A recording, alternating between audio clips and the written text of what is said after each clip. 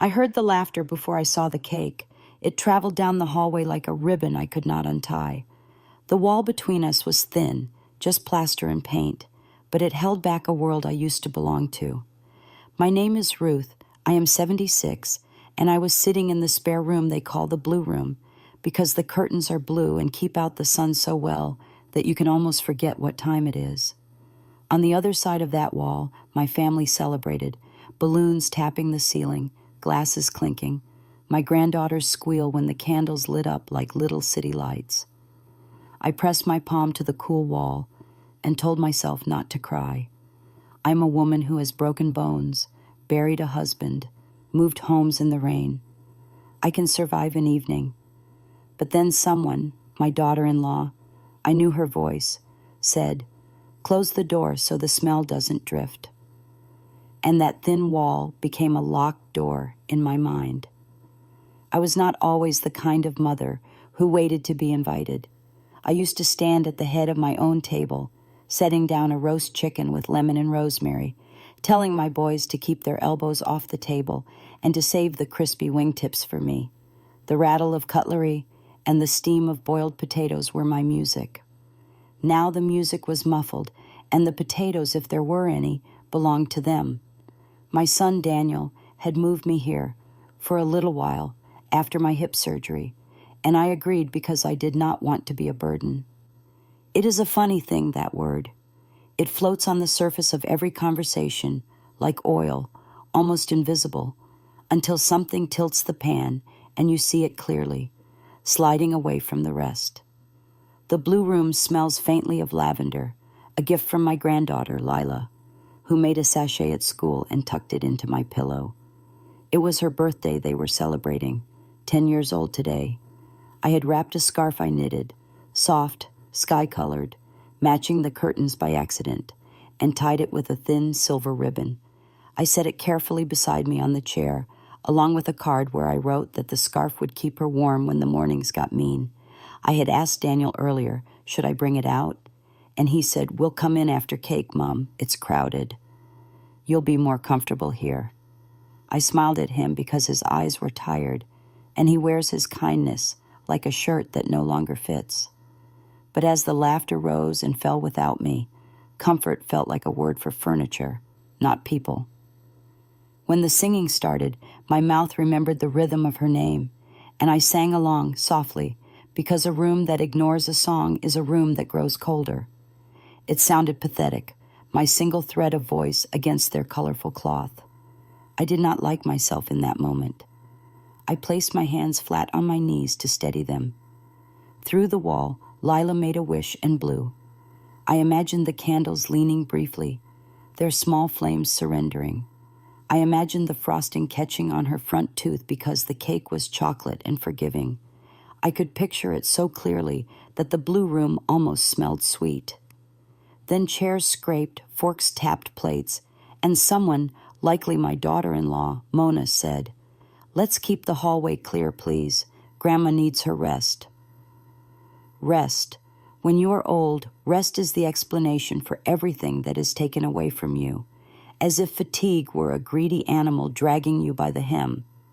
I did not argue, because arguing for a place at a table where no one has set you a chair is like standing in a doorway and calling it a home.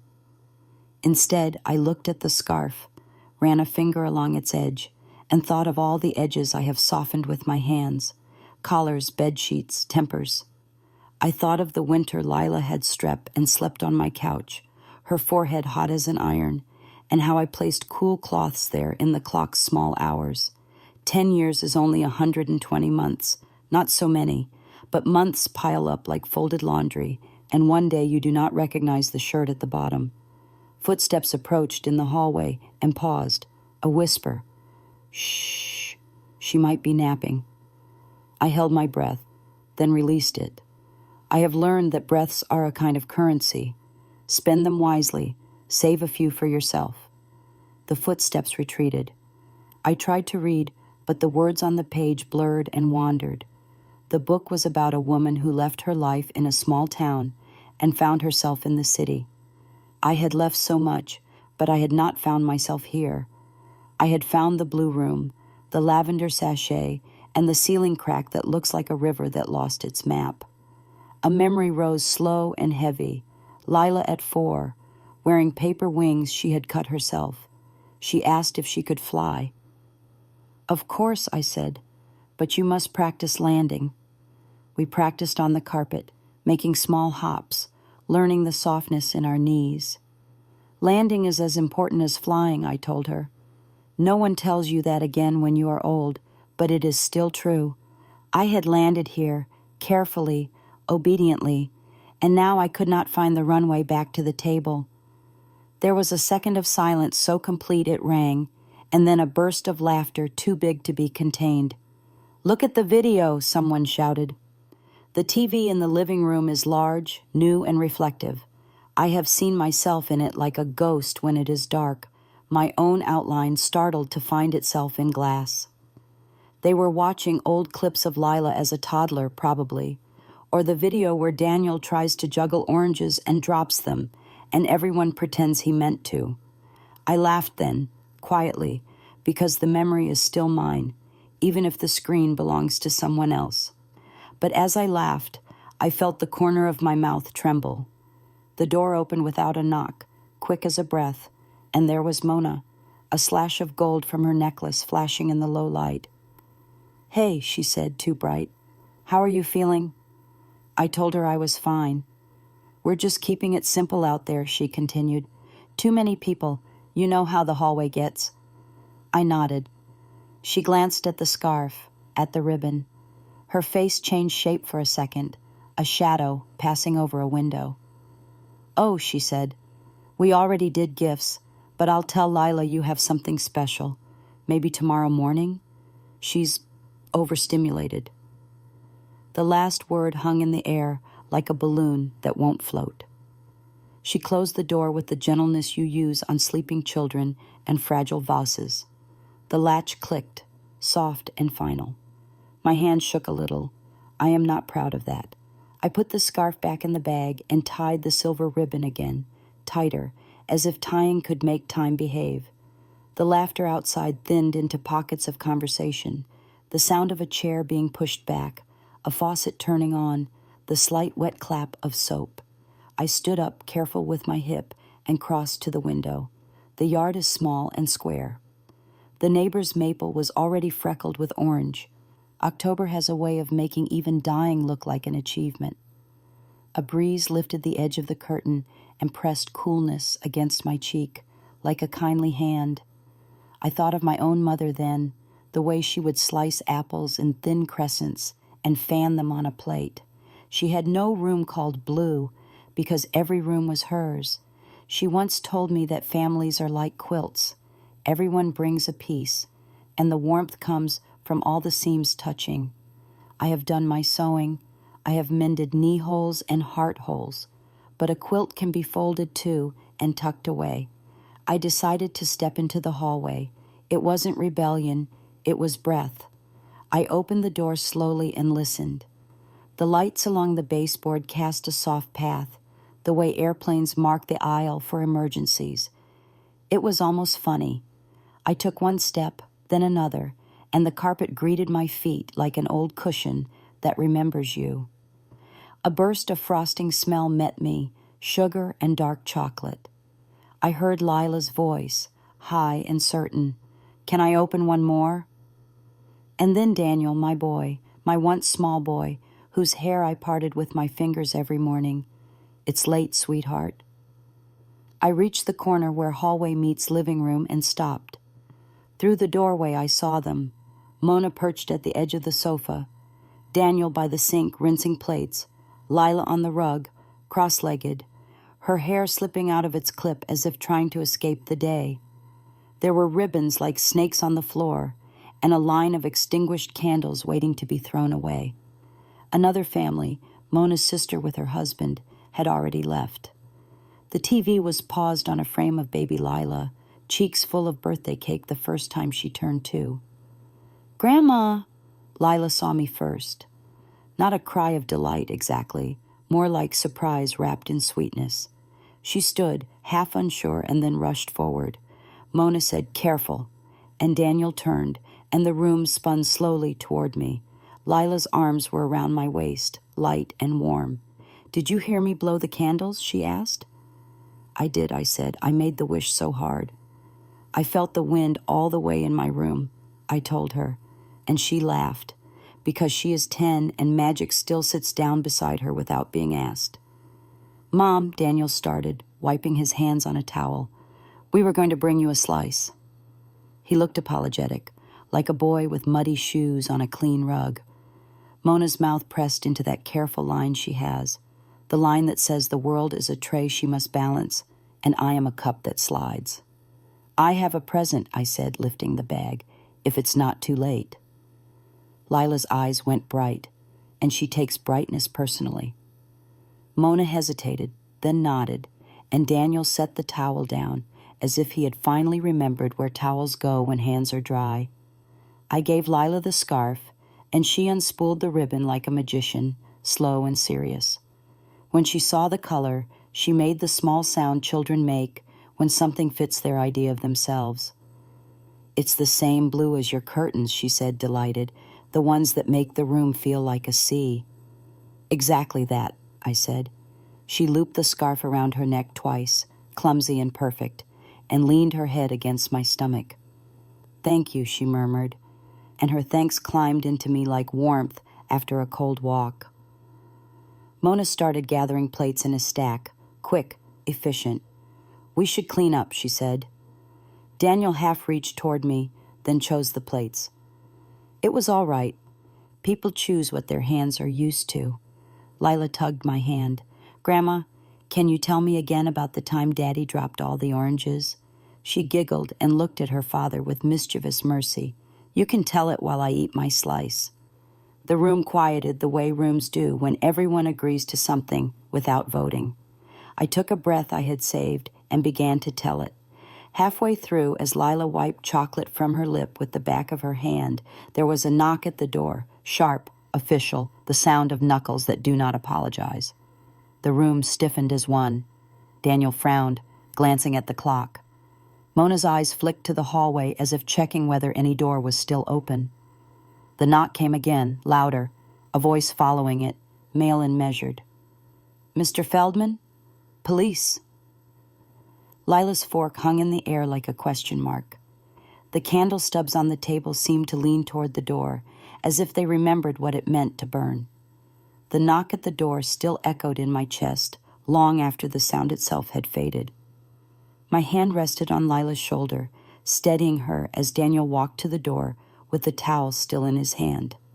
Mona followed him, her lips pressed into a pale line, and I could feel the air in the room tighten, as if even the balloons were holding their breath. The officer's voice had been calm, too calm, the kind of tone people use when they have come to deliver something heavy. Daniel pulled the door open.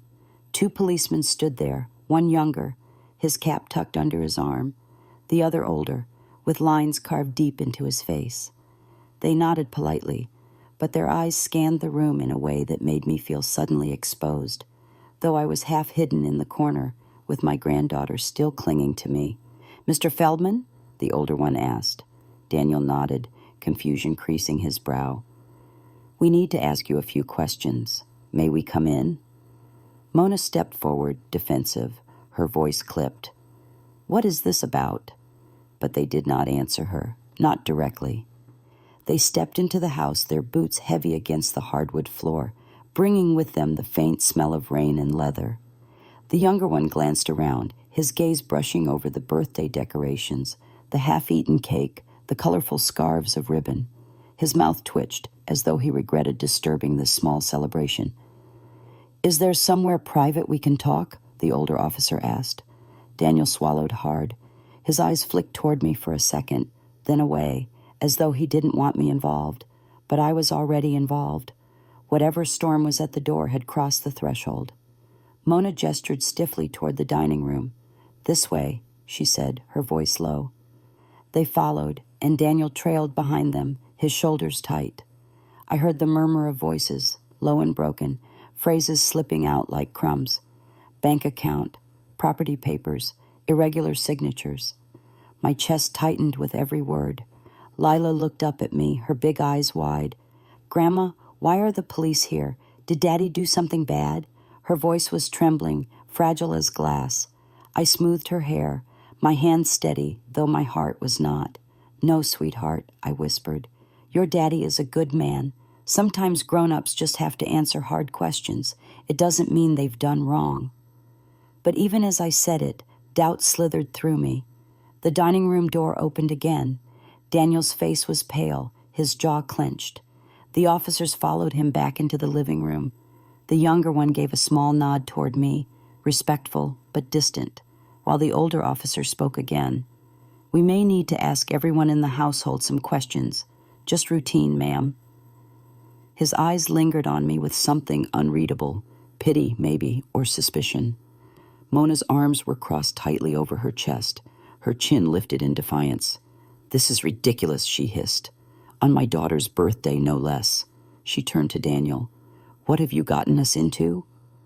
The words cut sharper than she intended, and I saw Daniel flinch. He looked smaller in that moment, like the boy who once stood in front of me after breaking a neighbor's window with his soccer ball. But this was no window. This was something heavier, something that could not be mended with an apology and a few dollars. Lila pressed closer to me. Her small hand clutched mine with surprising strength. I felt the scarf she still wore, soft against my arm, the blue wool a thread that bound us together in that moment of chaos. "Do we have to go with them?" she whispered. "No," I said firmly. "We're not going anywhere." The older officer looked at me then, as though weighing my words. "No one is leaving tonight," he said evenly. "But there are discrepancies that must be cleared up. Mr. Feldman, we'll be in touch soon." With that, they left as suddenly as they had arrived. The door clicked shut, and silence fell heavy over the house. The only sound was the faint buzz of the refrigerator and the soft rustle of balloons shifting in the air. Daniel sat heavily on a chair, his hands covering his face. Mona stood rigid, her nails digging into her arms as though she could hold herself together by force. And I stayed where I was, with my granddaughter pressed against me, the warmth of her small body, the only thing keeping me from collapsing. I looked at my son then, my boy who once brought me dandelions and called them flowers. "Daniel," I said softly, but my voice carried in the silence. He lowered his hands, and his eyes met mine. They were full of something I had not seen before. Fear, yes, but also shame. "What have you done?" I asked him. My words were not an accusation, not yet. They were the trembling bridge between a mother's faith and the possibility of betrayal. Daniel opened his mouth to speak, but before he could, Mona cut in sharply. "Don't answer her. Not now." Her voice cracked, betraying her own fear. But Daniel's gaze stayed locked on mine, and in that moment I knew, whatever the police were searching for, whatever shadows had crept into this house, it was only the beginning.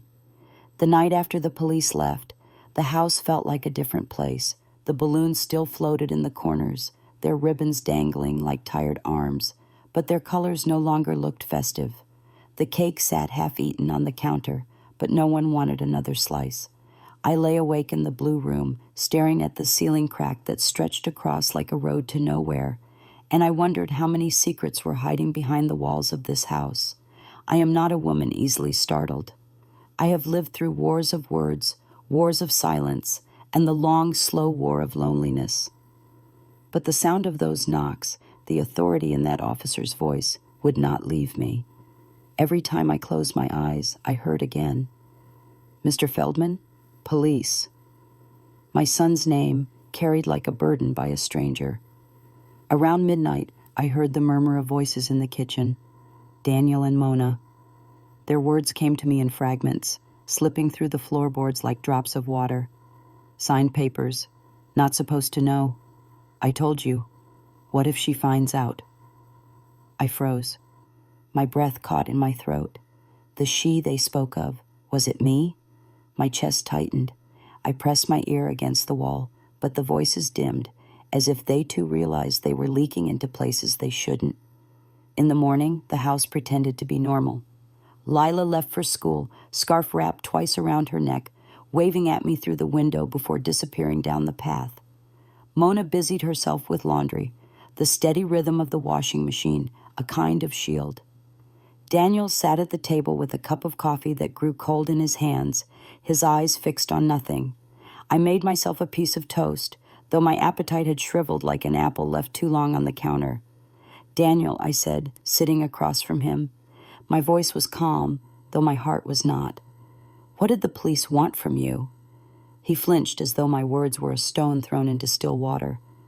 "It's nothing, Mom, just a misunderstanding. They'll clear it up." His voice cracked at the end, betraying him. "Don't treat me like a child," I said. "I've been alive long enough to know when someone is lying." Mona entered then, carrying a basket of folded laundry. She set it down with more force than necessary. "You don't need to involve her in this, Daniel," she snapped. Her eyes darted to me, cold, defensive. "It's complicated." "I live in this house," I said firmly, surprising even myself with the strength in my tone. "If trouble walks through that door, it finds me too. I have a right to know." Daniel's shoulders slumped. He rubbed his forehead with one hand. They think there's something wrong with the way the house was sold," he murmured. The word struck me like a blow.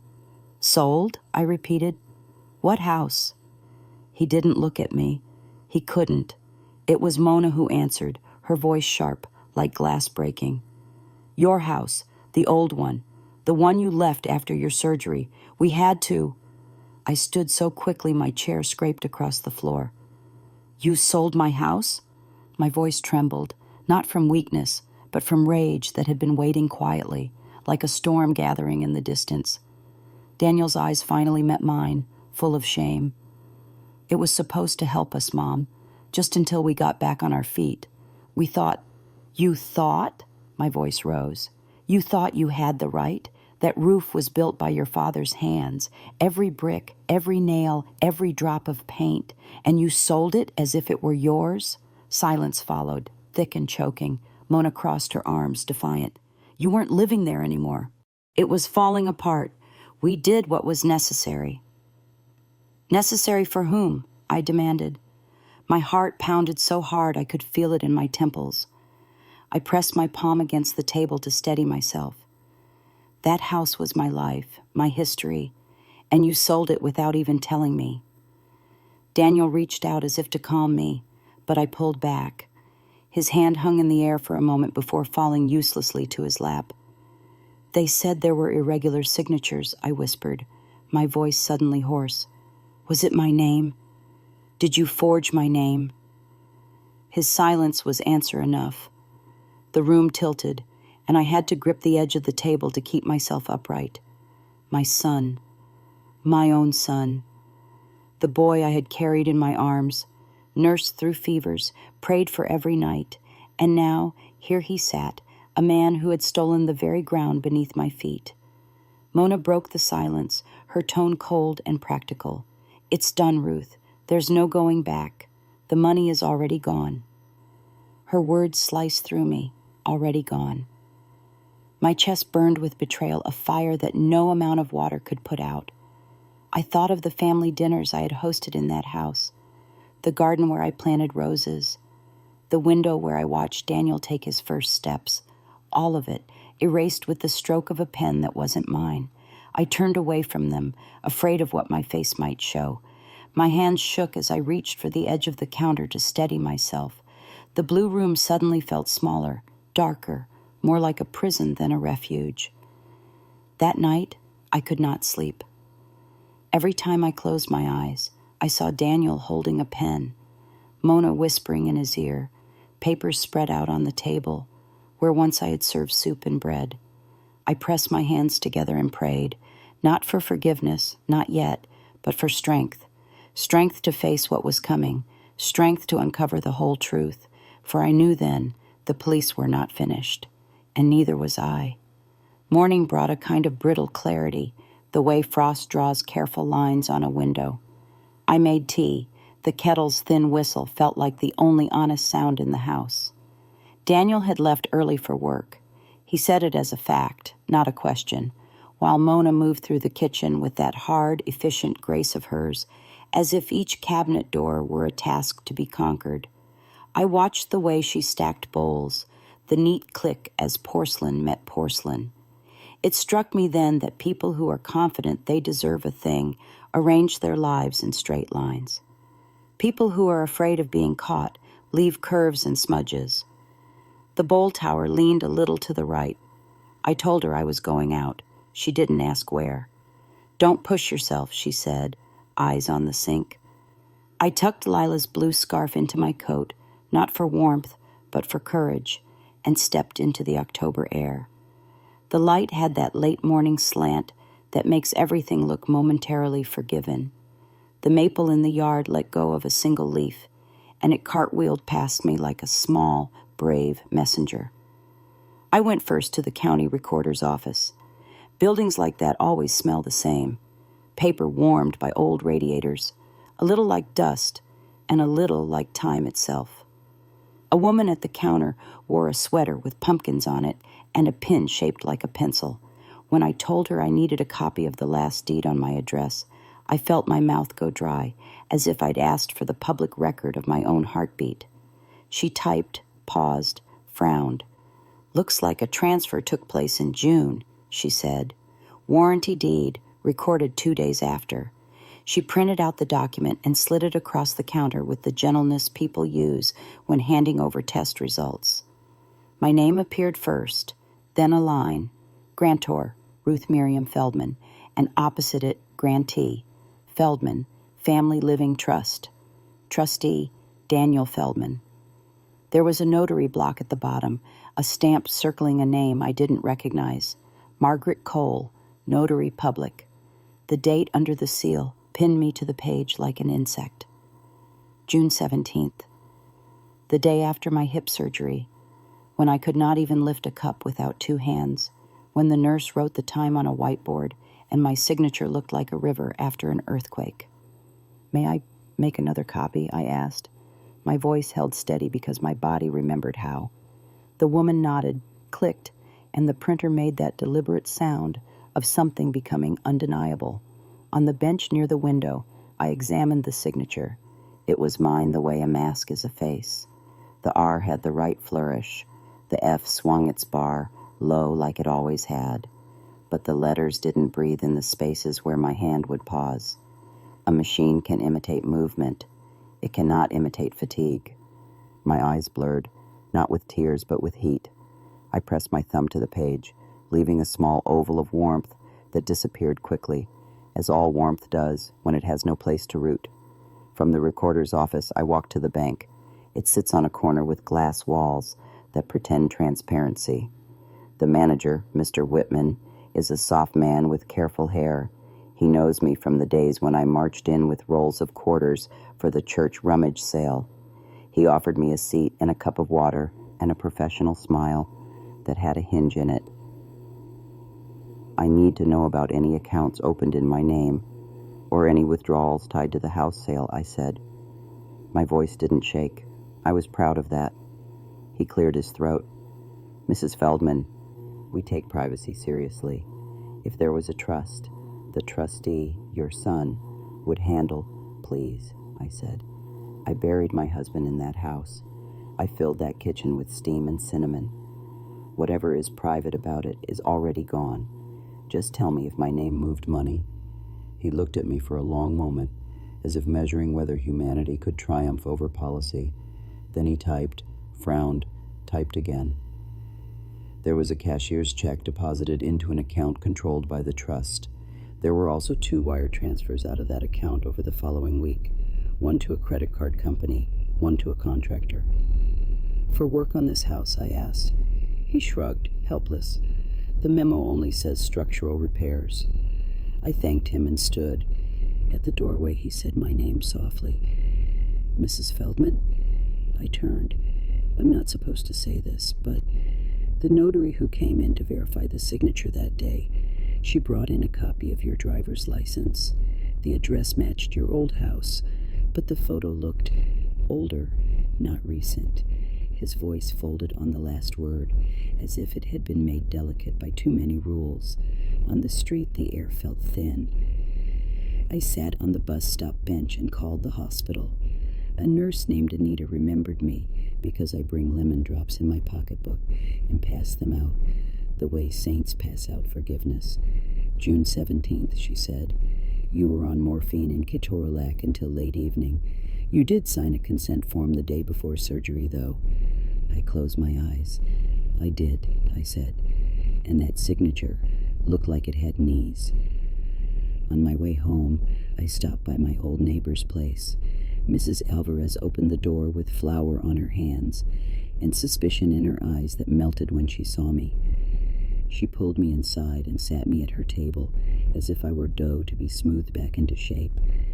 They staged it, she said without much prelude, the way women who have already decided to be useful speak. In June, men with measuring tapes and a girl with a camera. I saw the listing online after. Your curtains were gone. They used fake plants in the window and a bowl of green apples on your counter. Who eats that many green apples? She poured coffee and set the sugar near my hand. I thought you had chosen it. People choose strange things. Did you see me there? I asked. She cocked her head. No, just your son and the wife. He looked like a boy trying to stand like a man. Back in the blue room, I placed the copies on the bedspread and lined them up in a neat, accusing row. The notary stamp shimmered faintly under the lamp like an unblinking eye. I took out an old envelope and slid every paper inside, then added a photograph I kept in my purse. Me at the hospital in June, hair a rough halo, bracelet on my wrist. Evidence is a polite word for a promise you make to yourself. When Lila came home from school, she sat on the edge of my bed and swung her feet. We had a spelling test, she announced. I spelled accidentally right. Good, I said. That word hides traps. She examined my face with the serious curiosity of children. Your eyes look like they've been reading. They have, I said. She glanced at the envelope. Is that a present? In a way, I said. It's something I need to give to the right person.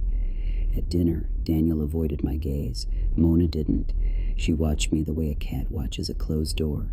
Lila chattered about school, then fell quiet, sensing the electrical weather that adults deny. Halfway through, Mona said, as if remarking on the salt, Margaret called. My fork paused midair. She says you were at the county office today. Word gets around. Who is Margaret? I asked, though I could already feel the circle closing.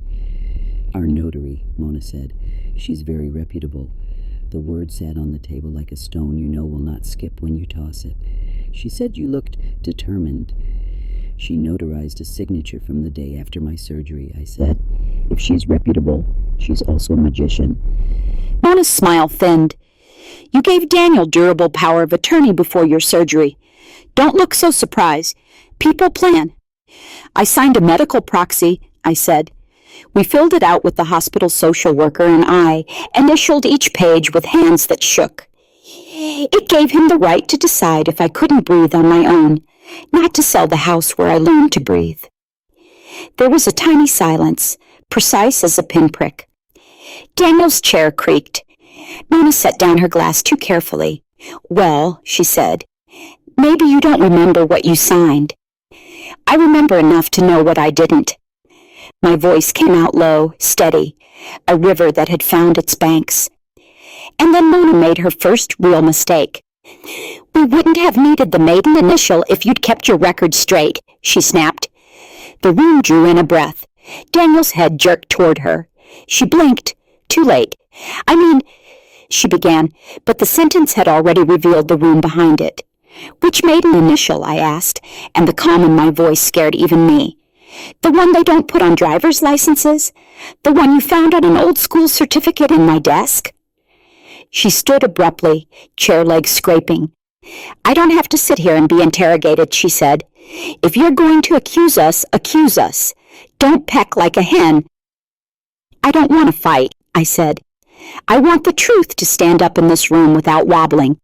Daniel covered his mouth with his hand, then dragged it down his face. Mona, he said softly, please. For a moment, I saw him as he used to be, the boy who told me a secret and checked my face to make sure it was safe there. I want to help you, I told him, and I meant it.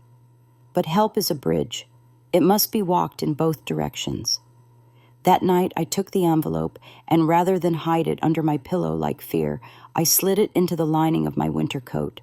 Secrets left in drawers become house pets. Secrets that travel become decisions. Sleep did not come, but clarity visited again, in smaller, sharper pieces. Around midnight, the hallway breathed a different kind of quiet, an alert one. I heard the front door whisper open, then the hushed choreography of feet trying not to be heard. I moved to the blue room door and eased it just enough to see a sliver of the living room. Mona stood by the sideboard, phone a pale square in her hand, its screen throwing cold light up under her chin. Daniel, barefoot, held a file box I hadn't seen in years, my green one, the one that used to live on the top shelf of my old closet, the one labeled in my handwriting, house papers. He set it on the table and lifted the lid as if it might bite. "We should have done this sooner," Mona whispered. "Anything with her old name, take it. She's on a crusade." He leafed through folders. I recognized the sound before I recognized the motion. Paper knowing it's about to be removed from meaning. My body went cold, then hot. The envelope in my coat suddenly felt as heavy as a promise you can't break without breaking yourself. I stepped into the hallway. At some age, you stop practicing your landing and just jump. "Put it down," I said. My voice carried, not loud, but shaped like a bell. Daniel froze. Mona didn't. She slid 2 documents into the pocket of her robe with a quick, practiced flick. "Mom," Daniel began, pleading, but his hands still hovered over the box. I walked to the table with the steady patience of a woman crossing an icy patch, heel, toe, truth.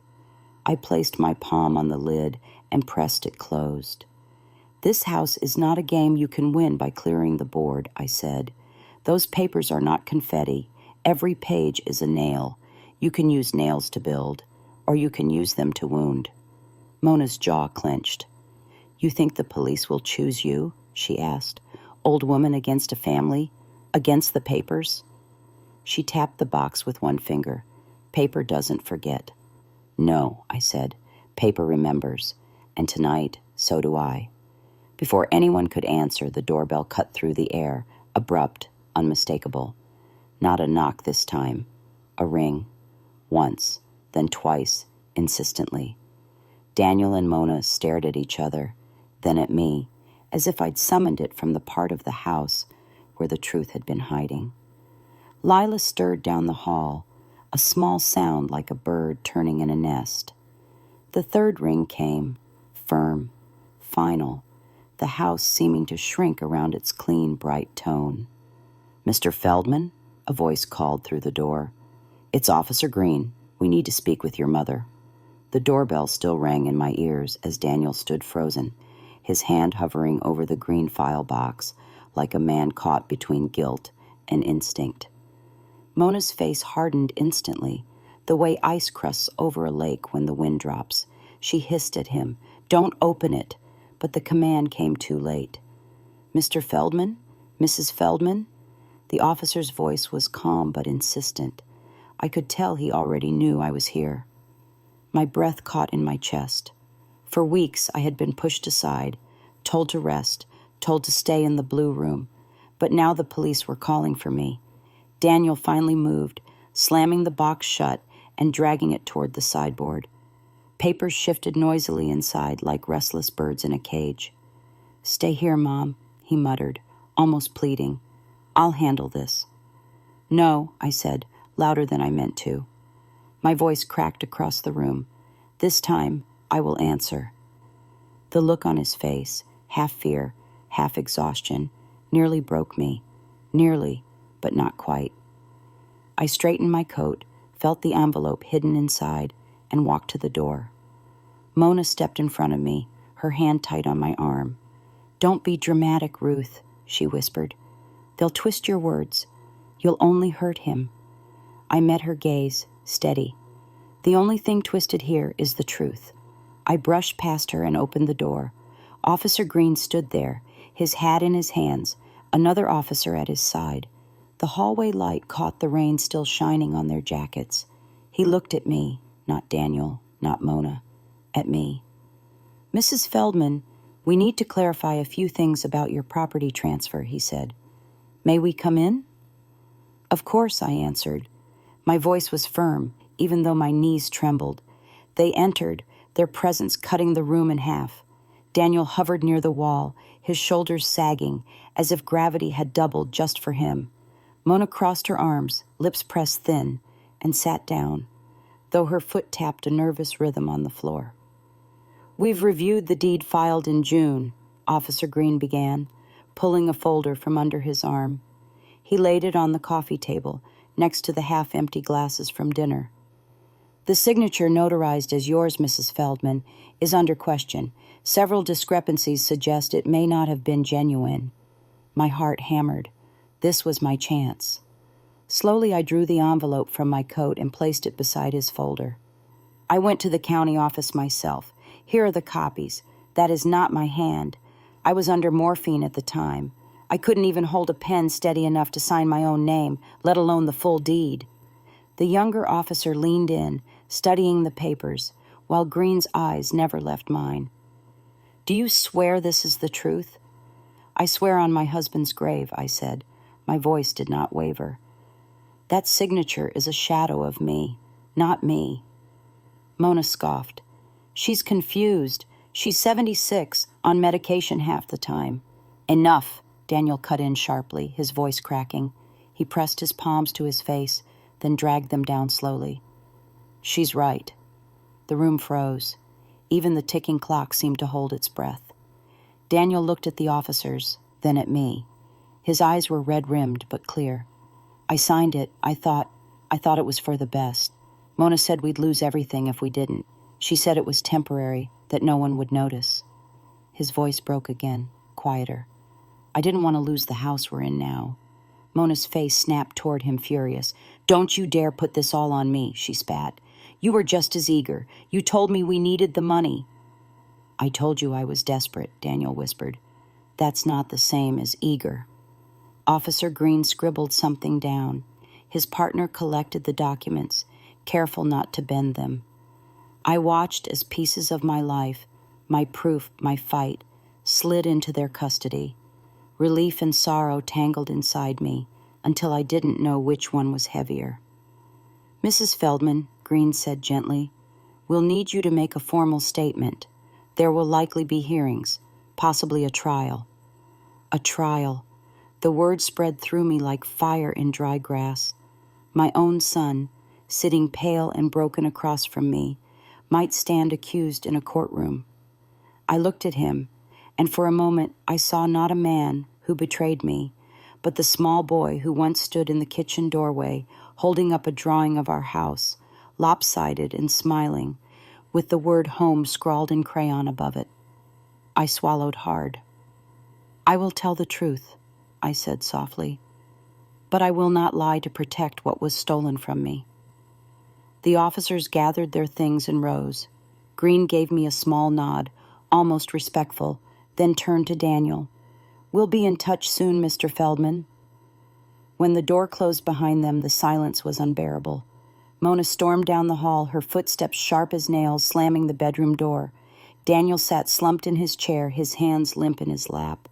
He looked at me then, finally, with eyes full of something worse than fear, shame.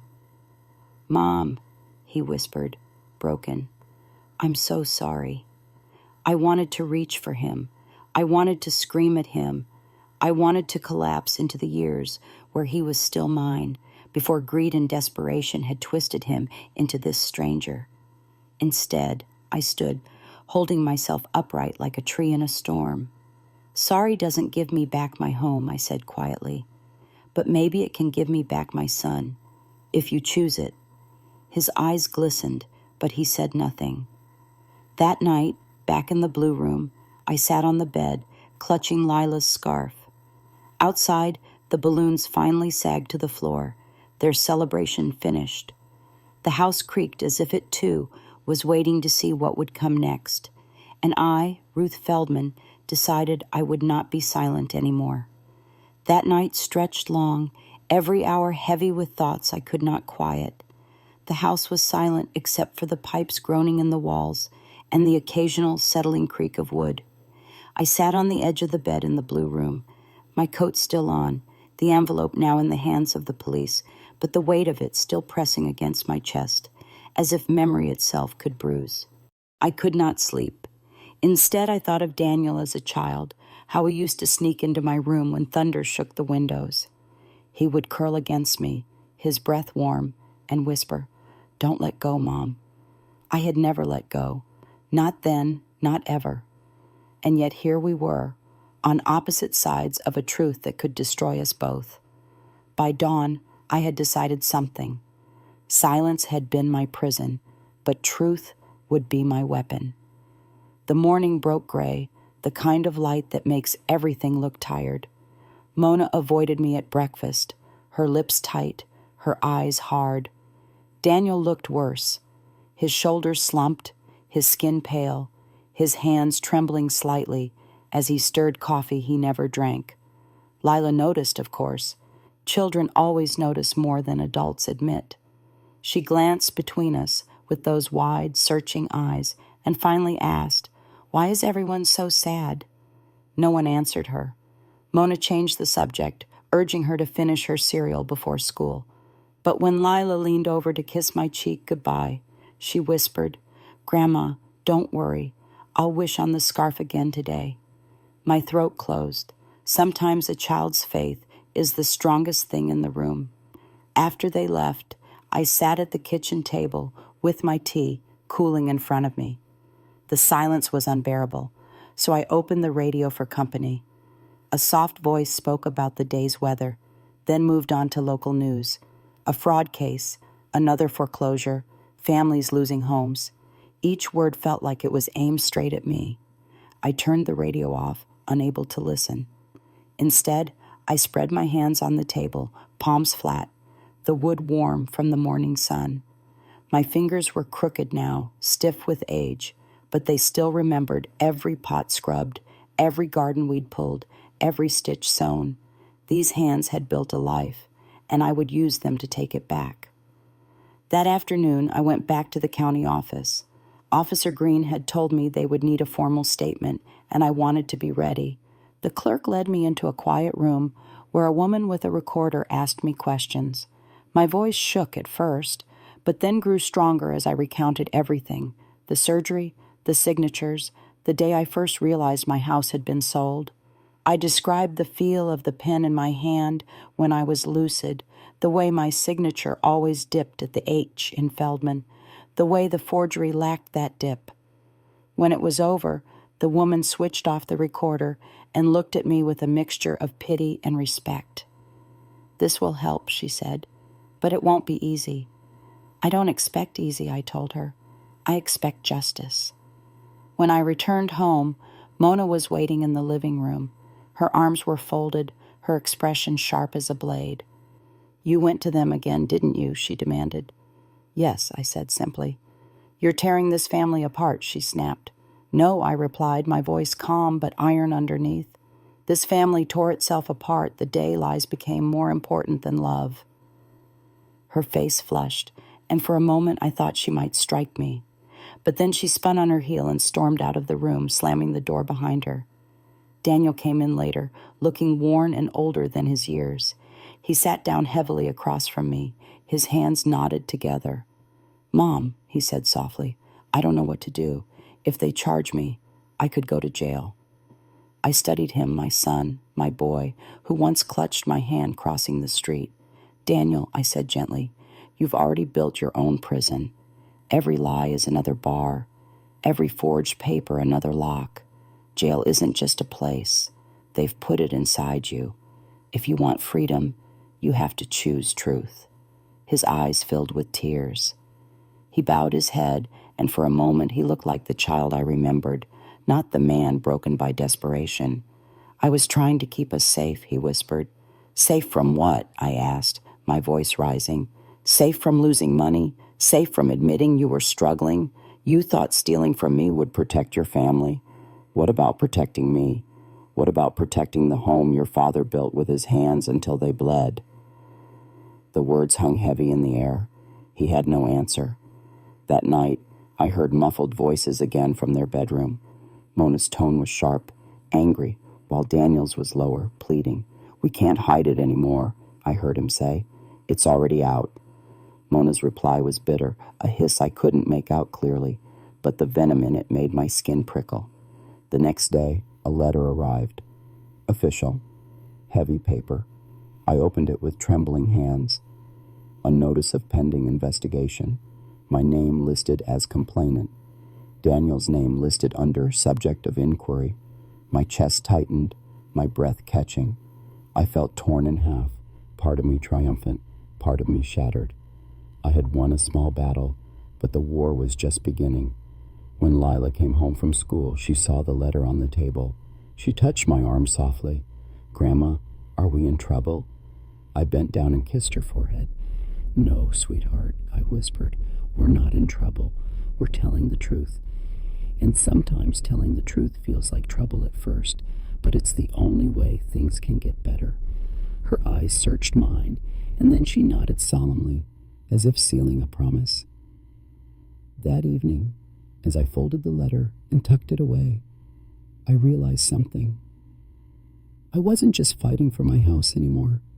I was fighting for myself, for the woman who had spent her life giving, forgiving, enduring, for the right to stand tall again before the years ran out. And deep down I knew the day of reckoning was coming for all of us. The next morning carried a strange brightness, the kind that doesn't soften anything, only shows each edge as it is. I brewed tea and stood by the window until the steam fogged a small oval on the glass. In the reflection, I looked like a woman trying on courage that didn't quite fit yet. Mona moved around the kitchen with the clipped precision of a metronome. Daniel sat at the table, turning his coffee mug by degrees, as if he could unscrew time and pour it back. Lila bounded in with the scarf looped twice, kissed my cheek, and whispered, "I wished again." She didn't say for what. Faith doesn't always need nouns. When they left, Mona to errands, Lila to school, Daniel to nowhere he wanted to be, I gathered the papers I still had and walked to the church hall 2 blocks over. On Wednesdays, the community center set up folding tables for a legal clinic. I'd sent other women there over the years for tangled leases and stubborn landlords. It had never occurred to me that the woman who folded the flyers might someday lay her own life down on one of those tables. A volunteer ushered me to a chair where a young attorney introduced herself as Miss Patel. She had the kind of eyes that listen before the ears do. I laid out copies of the deed, the listing photos Mrs. Alvarez had printed for me, the bowl of green apples shining like stage sincerity, the discharge papers from the hospital, my hands steady in a way that felt new. Ms. Patel read in silence, her finger following the lines as if she were tracing a vein. "Capacity matters," she said finally. "If you were medicated and not fully aware, that signature is vulnerable. But the notary acknowledgement complicates it. Do you know this notary?" "Only by name," I said. "Margaret." "Then we document everything that proves you couldn't have signed coherently," she said, already writing. "Dates, times, medication dosages. We request the hospital chart. We subpoena listing records. Timestamps on photo uploads don't lie. We talk to neighbors who saw staging crews. And, Mrs. Feldman," she looked up, "don't speak to anyone who tries to clear things up without your lawyer present. Not neighbors, not realtors, not the notary. People get nervous and make their problems into yours." I thanked her and slipped her card into my pocket next to a peppermint I'd been saving for later. Peppermints are social currency among the old. I thought I might trade it for nerve if the markets were kind. On the sidewalk, my phone buzzed. It was Mr. Whitman from the bank. "I shouldn't call," he began, already calling. But I remembered something. The cashier's check from the sale. The endorsement line on the back carried a second signature. initials matching your maiden name. That's unusual. Unusual is what we have most of, I said. He cleared his throat. I can print an image for the police if they request it. When I pushed open the front door, the house hummed with that particular silence that expects an argument. Mona stood in the living room, arms folded. Her lipstick was too precise for a weekday. You look busy, she said lightly, as people do when they have selected their cruelty and want to dress it as conversation. Errands? Church, I said, and truth. She smiled without warmth. Truth is expensive. Families can't always afford it. Lies have a higher interest rate, I said, hanging up my coat. They accrue. Her eyes flashed. Margaret is upset, she said abruptly. There are whispers that you're telling people she falsified a document. That's defamation, Ruth.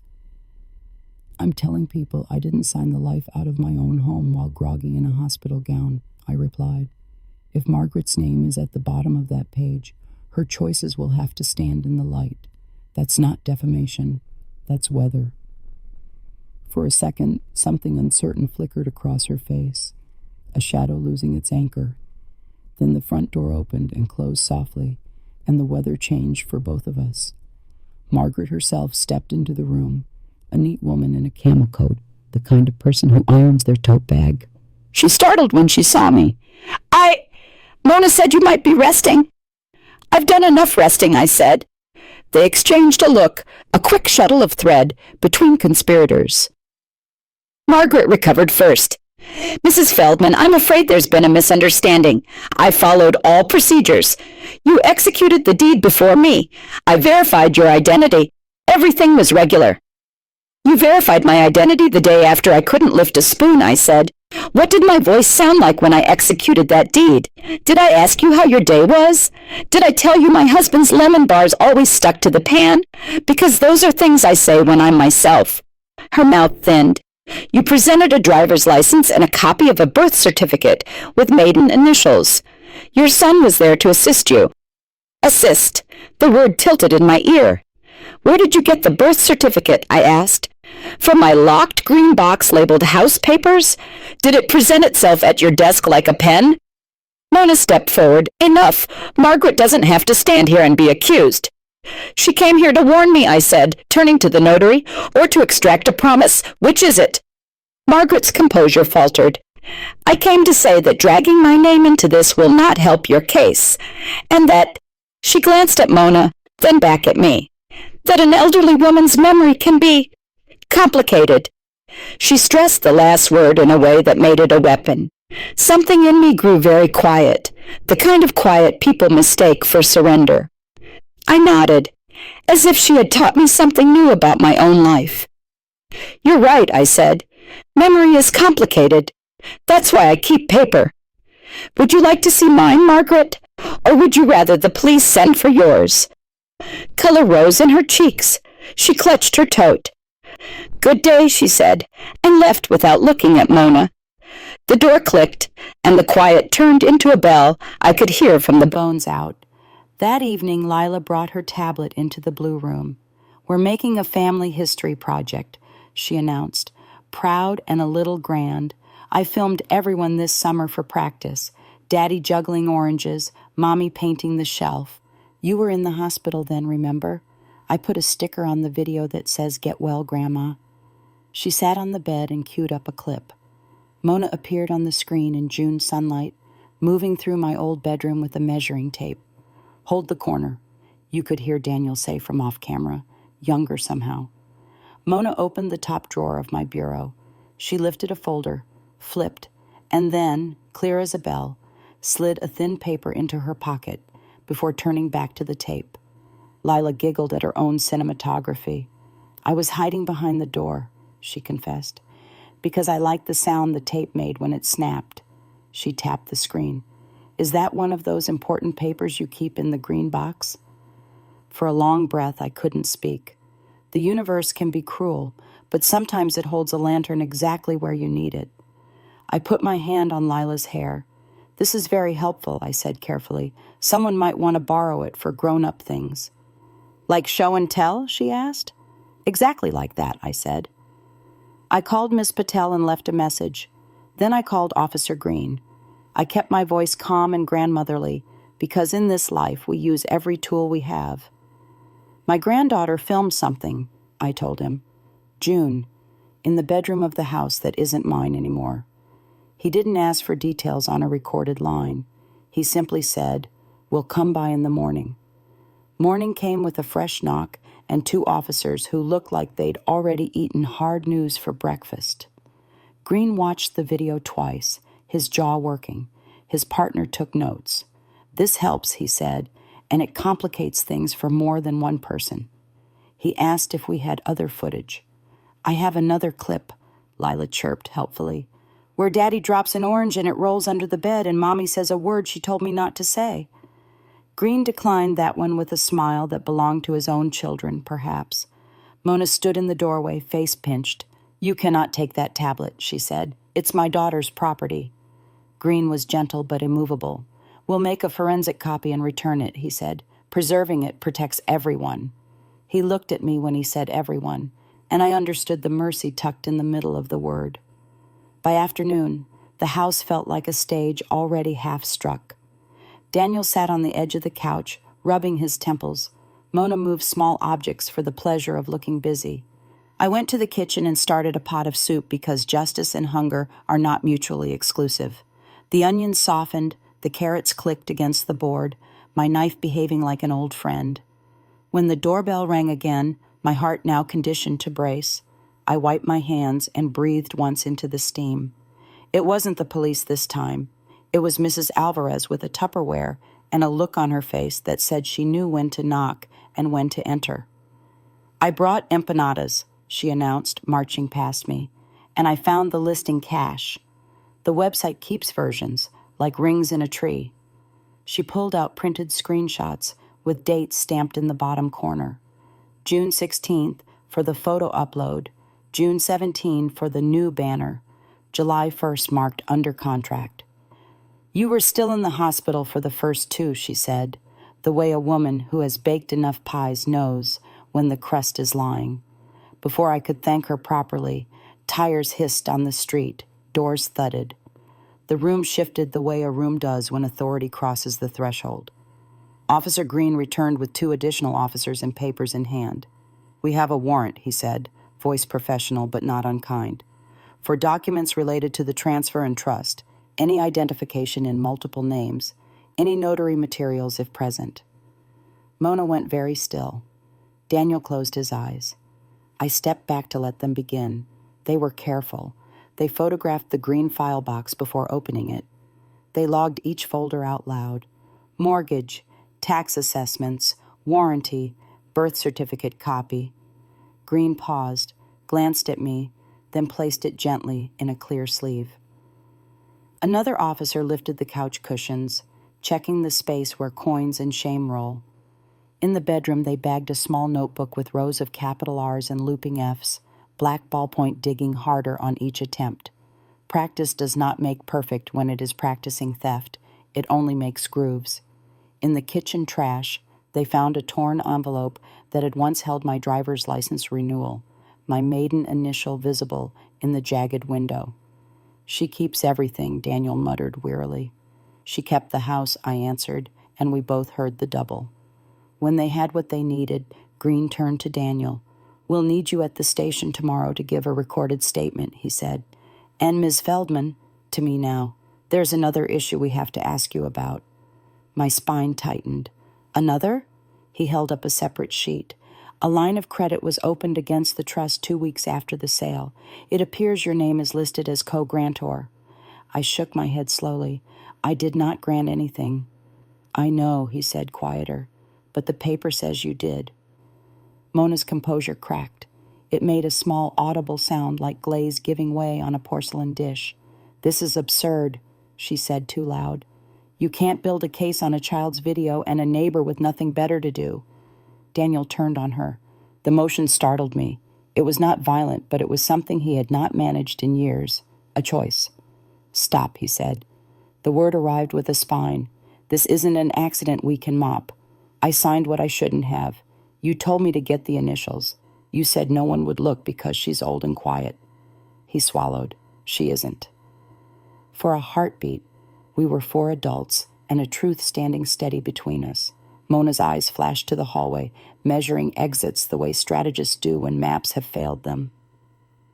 You're going to let them take everything, she said to Daniel, her voice low and furious. Your job, our house. Your mother will be happy, won't you, Ruth? To see us all on a sidewalk with our boxes. I would be happy to see my son stop drowning in a shallow pool, I said. Stand up, Daniel. He did. He looked at Officer Green and nodded. I'll come in tomorrow, he said. I'll tell it all. His voice wasn't dramatic. It didn't need to be. Some choices are thunder because the ground is finally ready. After the officers left, after Mrs. Alvarez collected her empty container and squeezed my wrist in that secret handshake mothers use when they pass courage hand to hand, the house settled. The soup simmered on. Lila came home and did homework at the table, tongue between her teeth in concentration, the scarf loosening as the afternoon sank toward evening.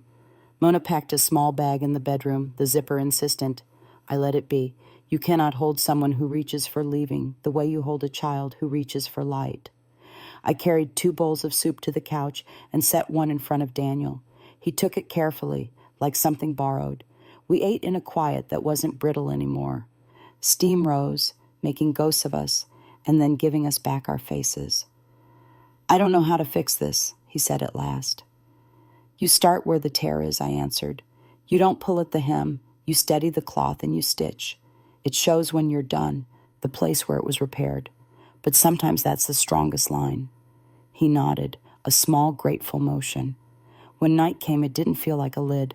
It felt like a room that might, with work, be made into a home again. I went to the blue room and stood in the doorway a long time before turning out the light. The ceiling crack, that crooked river, looked less like a map to nowhere and more like a route you take because the road you wanted is closed. I was almost asleep when my phone buzzed on the nightstand. A text from an unknown number. We need to talk. I didn't know what she was going to do with it. M. I stared at the letter, the lonely initial sitting there like a pebble on a plate. In the quiet, the house listened with me.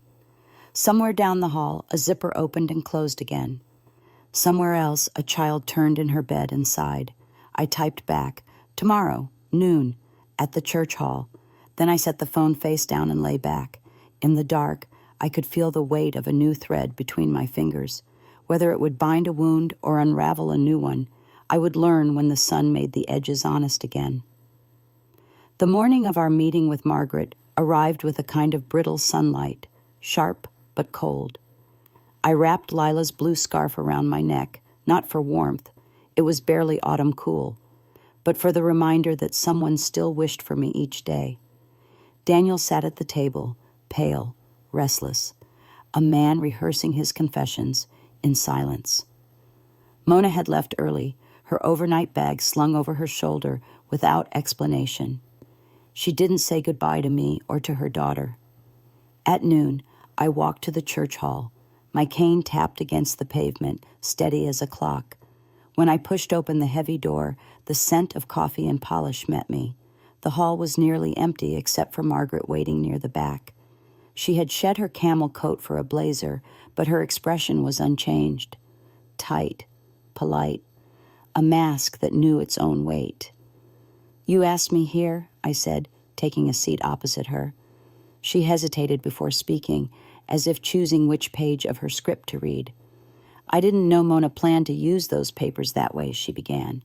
She came to me, said it was urgent, said you had already agreed but needed help executing. She waved medical forms, proxy documents.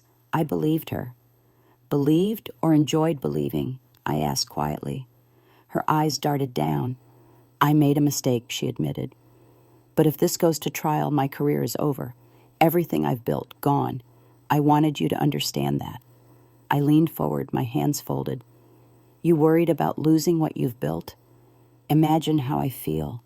My house, my husband's labor, my entire history, sold like a trinket at a yard sale. She flinched but didn't look away. What do you want from me? The truth, I said. On paper, in your own words. That Mona asked you to certify a deed I never signed, that you used an old license copy and a birth certificate pulled from my private things, that you knew I wasn't there. She shook her head. That's perjury. I can't. It's not perjury if it's the truth. I cut in, my voice sharper than I intended. You want to salvage your career? Start by salvaging your soul. For a long moment, silence filled the hall, broken only by the distant clang of a bell from the church tower. Finally, Margaret sighed, long and trembling. If I write it, if I sign a statement, I'll need protection. I'll take that to the police, I said. But know this, if you stay silent, you'll fall with them. If you speak, you may still stand. She nodded slowly, eyes glassy, then rose and walked out, her footsteps echoing like punctuation marks on stone. That evening, Daniel returned home looking hollow, as though the day had scraped him thin. He sat in the blue room, on the edge of my bed, staring at his hands. "Mom," he said, his voice raw, "Mona's gone. She took money from the account and left. I don't know where." My chest tightened, but I wasn't surprised. "Some people run when light finds them," I said. He looked at me with a desperation that was almost childlike. "What if they lock me up? What happens to Lila? To everything?" I reached for his hand, the same hand that once clutched my apron strings, sticky with jam. "You tell the truth, Daniel, every piece of it, and then you face what comes. That's how you keep Lila. That's how you keep yourself." Tears welled in his eyes, and for once, he didn't pull away when I held his hand. He let me anchor him, the way I had done when thunder shook his little body decades ago. That night, I couldn't sleep again. I sat by the window, watching the streetlight flicker, feeling the weight of the coming storm. My house was gone, my trust betrayed, but something else had risen in its place, the possibility of justice. And I clung to it the way my granddaughter clung to wishes, that fragile, stubborn hope that tomorrow could be better if today we dared to tell the truth. And tomorrow, Daniel would walk into the station. The morning Daniel was due at the station, the house was wrapped in a hush, so heavy even the walls seemed to listen. I woke early, before the sun had pushed itself fully over the rooftops, and brewed tea in the kitchen. The steam curled into the still air, carrying the faint scent of chamomile, a small comfort for nerves that refused to be calmed. Daniel came down dressed too neatly, his collar stiff, his shoes polished like a boy headed to school on picture day. But his eyes betrayed him, red-rimmed, hollow, heavy from a night without rest. He sat at the table across from me, turning his wedding band around his finger, though Mona had already left days ago. "Mom," he said, his voice low, "what if they take me away today?" I placed my hand over his. His knuckles felt sharp beneath my palm, as if guilt had carved him thinner. "If you tell the truth, Daniel, they'll see the man you are, not the mistakes alone. Lies are what put you here. Truth is the only thing that can carry you forward." He nodded, but the fear in his eyes remained. Lila padded into the room then, rubbing her eyes, her scarf still wound around her neck, even indoors. She climbed into his lap and wrapped her arms around him. "Daddy, can you come to my school play next week?" she asked, her voice muffled against his shirt. He pressed his lips to her hair, and his face crumpled for just a moment. "I'll try, sweetheart," he whispered. By mid-morning, Officer Green arrived to escort him. There was no handcuff, no display, just a quiet dignity, a small mercy. Daniel hugged me once before leaving, his embrace desperate, clinging, as though he feared it might be the last for a long while. "I'm sorry, Mom," he whispered against my ear. "I don't know how to fix it all." "You start by walking through that door with honesty," I told him. "Fixing comes after." When the door closed behind them, the silence returned. I sat in the blue room, staring at the ceiling crack that had become a map of my life. Each branching line looked like a choice made long ago, leading me here, to this moment of waiting. By afternoon, Word traveled fast. Mrs. Alvarez knocked at my door with a pie in her hands and news on her tongue. They kept him for hours, she said. He admitted everything, the forged papers, the trust, even the loans taken in your name. The whole town will know soon. I felt both relief and sorrow crash into me at once, twin waves colliding. Relief that the truth was finally spoken aloud, sorrow that my son's voice had to carry it.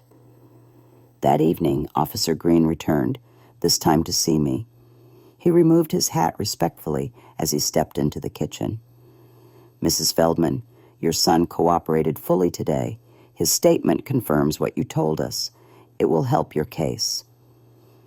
My case, I repeated softly, as though the words belonged to a stranger. Yes, he said, there will be hearings. Restitution may be possible, though complicated.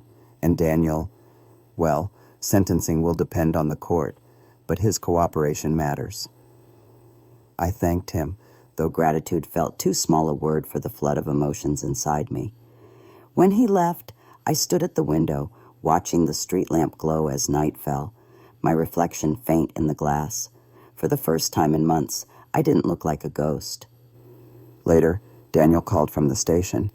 His voice was steady, tired, but clearer than it had been in years. Mom, I told them everything. They said it might keep me from prison, maybe probation instead, but I'll have to testify. So will you. I'll be there, I promised. And Mom, thank you for not giving up on me. When I hung up, I sat in the blue room and let the tears come, the kind that cleanse, not wound. The scarf still rested across my shoulders, faintly smelling of lavender and childhood.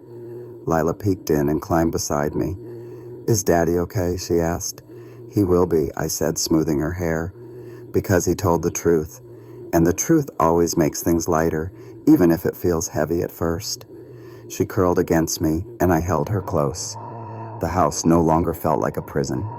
It felt like a battlefield that had seen fire, but now waited for new growth. I whispered to myself, barely loud enough for even my own ears, I will not be silent again, not for anyone. And for the first time in a long time, I believed it. The day of the hearing arrived with the kind of gray sky that makes everything look like a photograph. I woke before dawn, my heart beating with the slow, steady weight of inevitability. For weeks I had rehearsed what I would say, though I knew words spoken in court never sound the same as they do in your kitchen. I dressed carefully, choosing the navy dress I'd worn to Lila's baptism, and the brooch my husband gave me on our 20th anniversary, armor in its own way.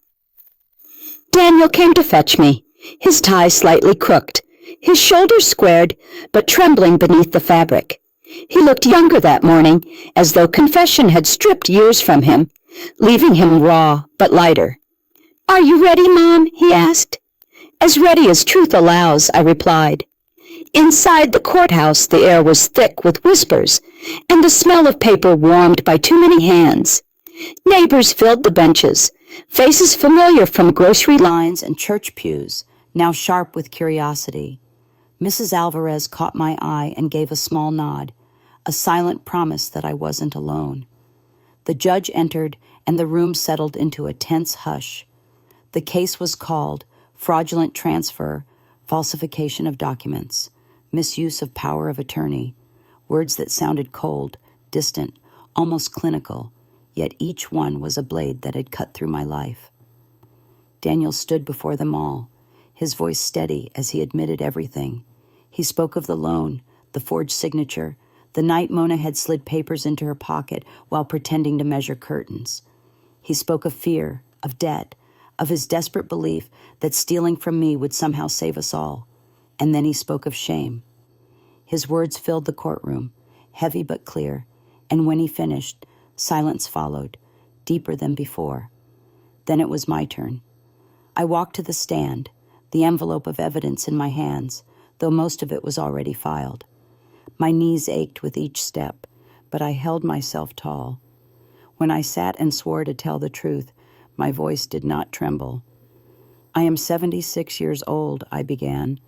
and I have lived long enough to know that silence is its own kind of betrayal. My house was not just wood and brick. It was memory, labor, sacrifice. My husband and I built it together, nail by nail, dream by dream. To see it stolen from me by my own son was not just theft of property, it was theft of trust. I paused, meeting Daniel's eyes. He looked down, unable to hold my gaze, but I continued. Yet I stand here not only to accuse, but to remind. Families are quilts, stitched with love, sometimes patched after tearing. This tear runs deep, but it need not be the end. My son has confessed. That is his first stitch back toward us. Whether the law shows mercy is not mine to decide. But as his mother, I will not lie to protect him, nor will I lie to condemn him. I am here for the truth, and the truth is enough. The judge thanked me, her expression unreadable. I stepped down, each step lighter than the one before. The proceedings lasted hours, but in the end the decision was clear. Daniel would not see prison, but probation, restitution, and community service. The forged sale was voided. My house, though already resold, would be compensated in value. It wasn't the same, but it was something. A recognition that I had been wronged, and a chance to stand again on my own ground, even if only in spirit. Outside, the air smelled of rain. Daniel stood beside me on the courthouse steps, his tie loosened now, his eyes tired but open. "Mom," he said quietly, "I don't deserve your forgiveness." "No," I agreed. "You don't. Not yet. Forgiveness isn't a gift wrapped in paper. It's a seed. You'll have to water it, tend it, prove you can keep it alive." He nodded, tears glistening. For the first time in years, I felt the faint stir of hope between us, fragile but real. That evening, back in the blue room, I found Lila waiting with her scarf around her shoulders. She climbed onto the bed and pressed her head against my arm. "Grandma," she whispered, "is everything better now?" I kissed the crown of her head. "Not better," I said gently, "but truer. And truth is where better begins." She smiled sleepily, and in her smile I saw the promise of tomorrow, the chance that the stitches we'd begun might hold. I looked at the ceiling crack one last time, and for the first time it didn't look like a wound. It looked like a road I had walked, painfully, but without turning away. And I knew then, as the night settled around us, that silence would never again be my prison. My voice was my home now. Did you like my story? From which city are you watching? Don't forget to subscribe to my channel and share your thoughts in the comments. I would love to hear from you.